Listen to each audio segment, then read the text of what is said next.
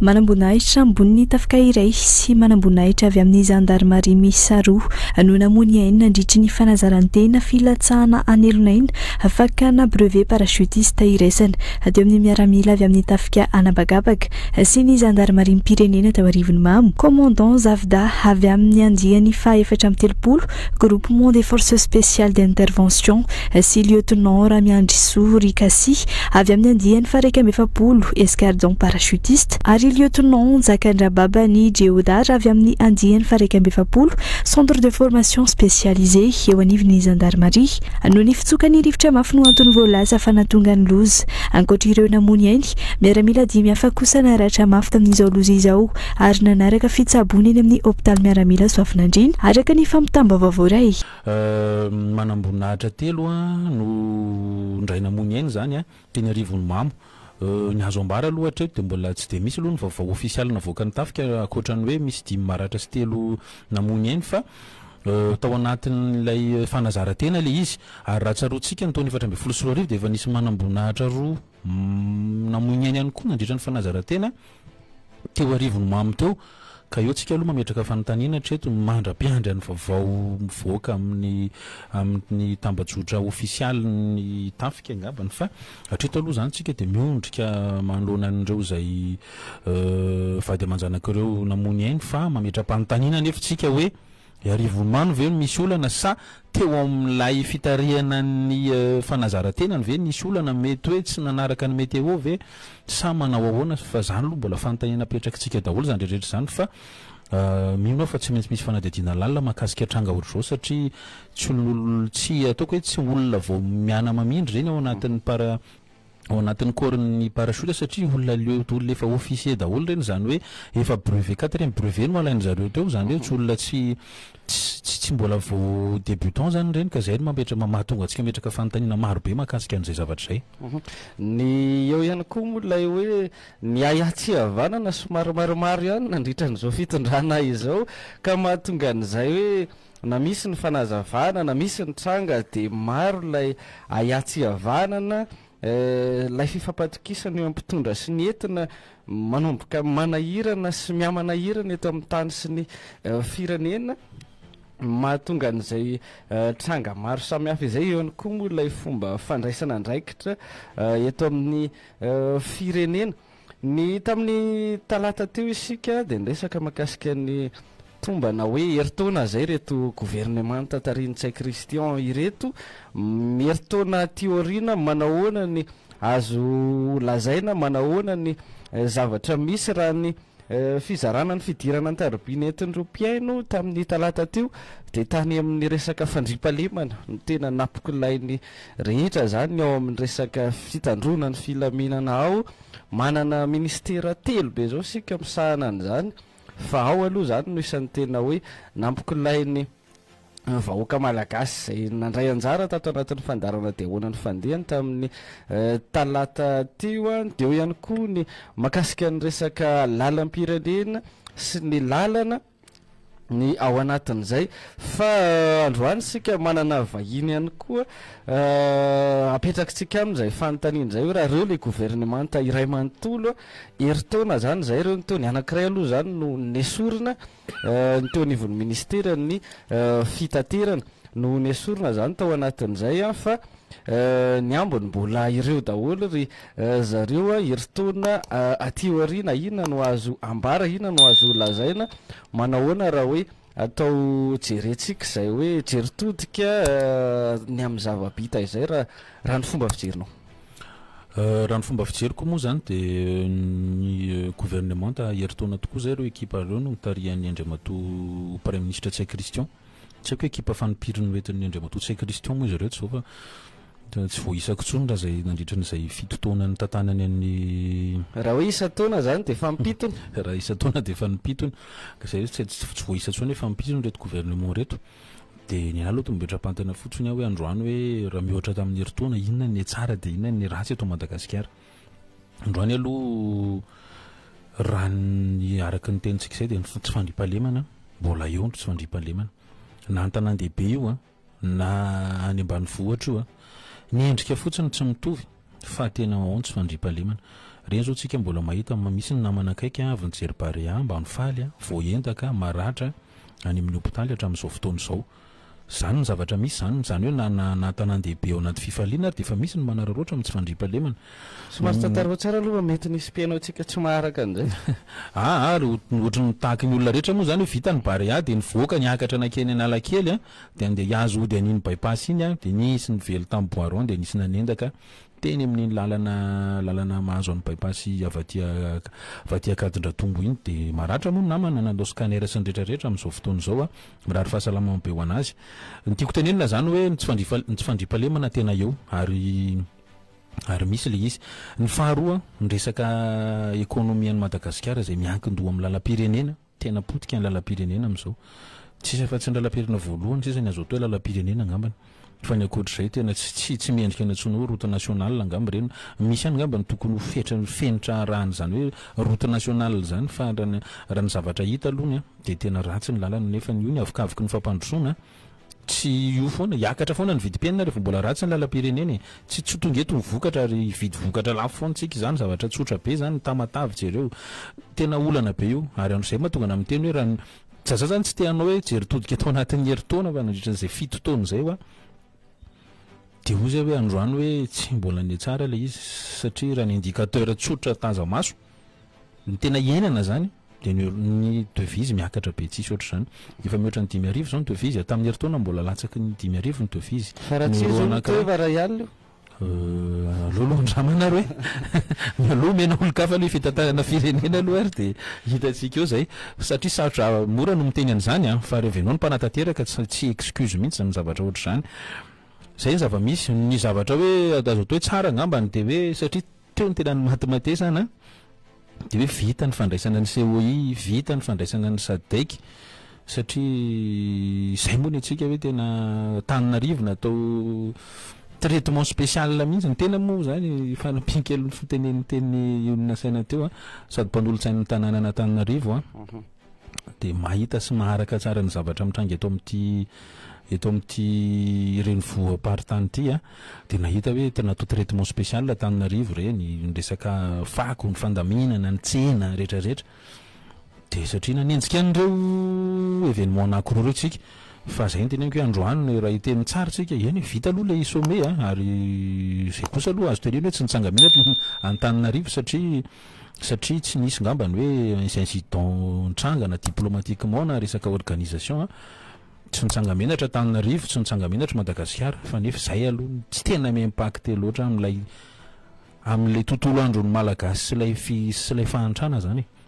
ka ny fahantrana aloha de eo foana ny teny an'izay hoe ny point positif zay ianao fa ny mba tiako eo ihany koa ny fanontaniako hoe raha ohatra zany amin'ireo départementa ministérial reo taiza zany no satria raha matetika mantsy ny mpiaino resaka hoe ny eny amin'ny fanoherana miaino an'ireo mpanao politika amin'ny fanoheran'ireo tsika de hoe tsisy raha manjary fa amintsika mahoe amin'izay mpamakafaka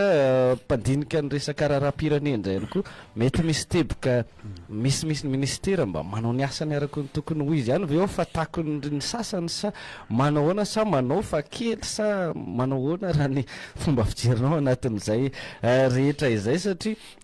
maromaro ny départementa ministériel ny départementa anankiray volam-bahoaka daholo no etsehan'ireny rehetrarehetra ireny eto amintsika ny fanatanjahantena aloha zany io atao hoe mety atao tsy mety satria misy an'le kianja tsy nisy kianja aloha fanilika ary amin'ny sekretera-mpanjakana miadida ny tanàna vaovao ny famafao ny resaka koatra ny resaka hoe fanatanjahantena zany aiza ho aiza no mety ministera hoe tena tsara fa toy iso lizy moa zany resaka hoe resaka sika hoe évaluation hoe resaka tombana vo atao an'ny ministera tsirairay za aloha mahita hoe sarotra be zany ny sitona ministera anankiray amin'ny fahombiazana na amin'ny tsy fahombiazana satria mifampiankina io fa amina le za aloha mahita fotsiny hoe tsy reo ministra ho any ratsy tsy izany ratsy fa ilay politika mpanjakana hoentina mpandrosoana ny Madagasikara ataoko hoe tsy hoe tsy misy fa tsy mazava angambany tsy mazava le izy hoe aiza moa zany Madagasikara ty anao iny tsika secteur primaire ve nova tsika investissement ve sa secondaire sa tertiaire ve aiza ny industrialisation ahoana ny économie bleue resahana dolo manko zany rehetrarehetra zany économie bleue aiza zao izy amin'izao fotoana zao mitondra ohatrinona tsika zany économie bleue zany tsika manana ranomasina midadasika be tsika zone maritime tsika malagasy aiza zany androany tiako tena zany hoe sarotra be miteny satria ilay politika mpanjakana mihitsy ny lasa miovaova arakaraky ny tranga zany misy zay contexte misy avy ny sadaiky ao amin'ny sadaiky daholo aloha ny rehetrarehetra na ny volam-panjakana ary de ninjehanaingana ny fanamboarana ny rocadeny revo mahazo an'iny voaka amin'iny autoroute AR1 iny ninjehanaingana mandalo eny anao amin'ny ariva mirehatra ny jiro mandeha daholo tsisy délestage eny rehetrarehetra fa satria lasa zay aloha ny priorité an'ny fanjakana satria andraisadaiky mila mampiseho hoe mivoatra ny kapitaly de zay le tiako tenenina androany hoe sarotra amiko aloha ny teny hoe iza le ministra naomby sy iza le ministera tsy naomby fa satria raha fahitako azy de le politika mihitsy tsy mazava ka any ka lasa ohatrany hoe manatateraka ny raha misy isan'andro ohatrany hoe tsy ministera mitondra vina zany fa manana ohatrany hoe affaire courante zany ny fomba filazako azy satria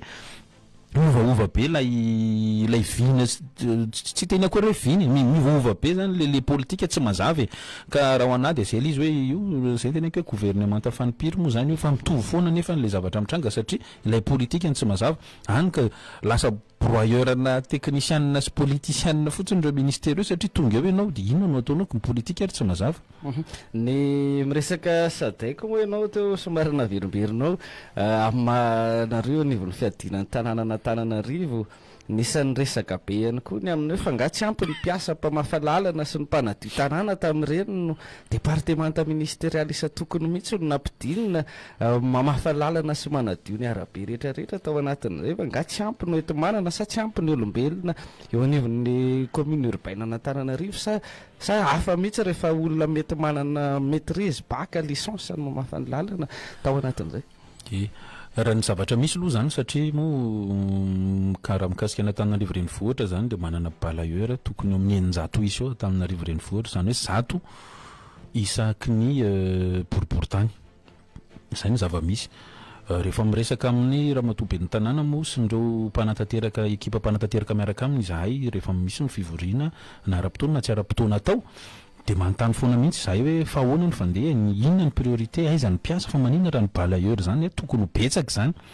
raha manana mpiasa manodidina 4,000 eo ny commune urbaine fa maninona ny 100 fotsiny ohatra ny balayeur de teo moa zany hoe mbola ao anatin'ny fandaminana sy réorganisation an'ny mpiasa zany ny zareo mpanatanteraka ao amin'ny commune urbaine Antananarivo de ireo 100 reo aloha misy de ireo ny mobilisena nefa ny tsy ampy ireo zany raha no opération ohatran'ireny satria ireny anie raha mijery koa tsika tsy ny commune Antananarivo irery fa ny commune manodidina somary voakasika reny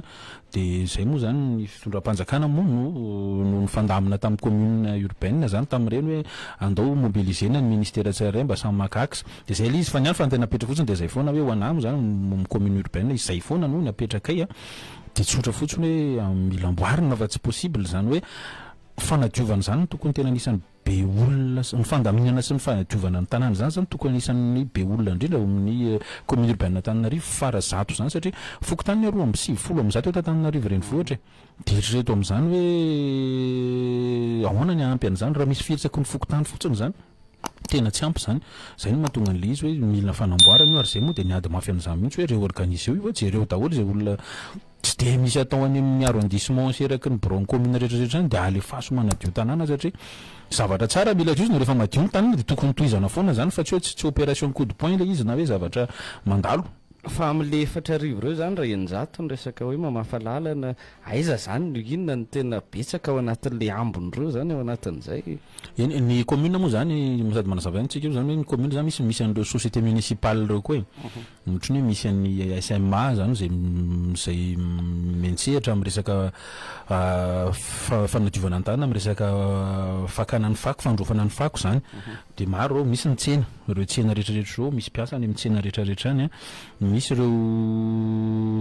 misy zany ireo arrondissement anankenina zay misy mpiasa daholo reny hitantsika monovana taratasy mpanjakana rehetrarehetra reny de misy moa ny miasa any amin'ny mentsehatra any amin'ny direction tsirairay zany de ohatrohatry zay io fandehan'io fa izahay aloha mahita raha tao anatin'izay ataontsika hoe fito volana nidirana tao zay de miteny mihitsy aloha mitenako mampanolotsan-tana hoe ary miteny an'izany satria zay moa ny anjara asany miteny hoe amboary io madame le maire rehefa anao recrutement zay olona tsy vonona hanadio rehefa hoe mitady mpiasa ianao ka hanadio mahafalalana ny idirany eo de aloha izy mahafalalana fa aza hoe tonga de hitady lalana elanao fa zay idirana fotsiny aloha ny atao zay manko ny zava-misy any ka tsisy manao satria veron'olona fe asa ratsy rehefa mampiditra ny commune mitady mahafalalana 10 balayeur 10 de okany 10 reny hijanonao balayeur mamitra an'izay fepotona alohany fa rehefa vetsy rehefa misy promotion afaka mahazo promotion izy fa zay manko le olana be da be le mpiasa fa rehefa misy ataontsika hoe asa mety manahirana de tsy hitary zareo de nikisary mety hitranga ve zany raha pitsony raha afaka pitso mety hoe io iakatra le 4 sa hoe ohatrany ahoanany hatreto aloha tsy manao kitapom-bola tsy inona ny eo anatrehany zany hatreto aloha zany raha tsy haiko aloha zaho moa zany tsy ao anatin'ny mpanantanteraka fa ho anay manara-maso nanao ny tomba nezaky ny ambolana voalohany araka tamin'ny be ny tanàna Antananarivo ny mpanolotsaina tamin'ny herinandro lasa zay tamin'ny herinandro ambony iny de miresaka mihitsy ny momba ny hoe ahoana ny inona ny vita inona ny tsy vita aiza zao ny fidiram-bola satria nisy hoe tiany budget any commune aiza zao 4% ny tratra de hatreto aloha ny raha satria raha ny budget napetraka zay eo amin'ny 7 milliards teo zay ny budget enjehana amin'ity taona ity de 20 milliards zay nitafitra nandritran'izay mbolana voalohany zay hatramin'ny 3 jona zany io nresantsika dikan'izay zany tsy tratro io ka zany hoe androany aloha zany mihino tanteraka kosa aloha fa tsy mbola hoe andeha apiditra mpiasa indray ny commune urbaine nefa ny budget zay tokony ampihodinana ny tanàna mba araka ny tokony ho izy zany mbola tsy tratra hatreto